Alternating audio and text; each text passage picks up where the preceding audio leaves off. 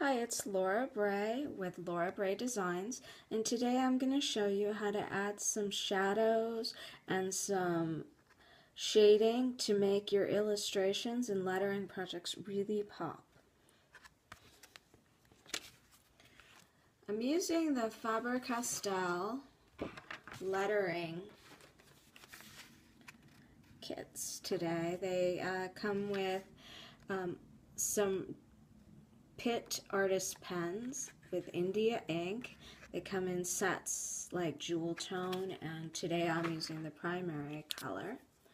And when you're using a brush pen like this for lettering, what you want to remember is that the upstroke is always a thinner line and the downstroke is a thicker line.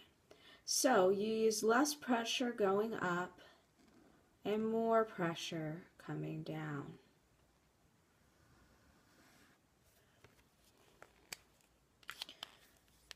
That looks great, right? Here's a sample. Here's one without the shadow. But look at the difference. I think it makes a huge difference to add a little bit of shadowing, and it's really easy. You just need a Faber-Castell Aquarelle watercolor colored pencil to shade. I'm starting on the inside of the L. I'm doing a drop shadow. So I'm doing the inside and then I'm bringing it around as if the loop is slightly offset. The shadow is slightly offset from the letter itself that I just drew.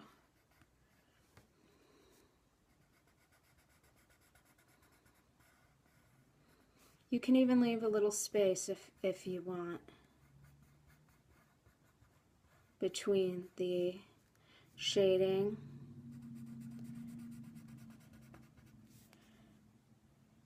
And I'm going to bring it up over here.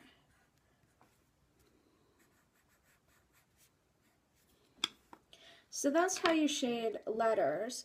And now I'm going to show you a really quick little watercolor flower. I'm just going to use a mango color gelato with a wet watercolor brush so that it's almost like a watercolor medium, to draw a little flower. My brush was too wet. I want it to be a little less wet so that I can show you. Then with an even drier brush, go back on your flower and bring a slightly darker color in along one side of the flower.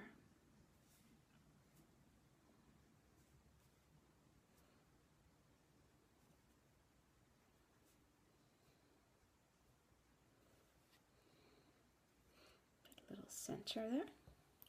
I'm going to add some green leaves with a lime gelato. Again, using the same watercolor technique.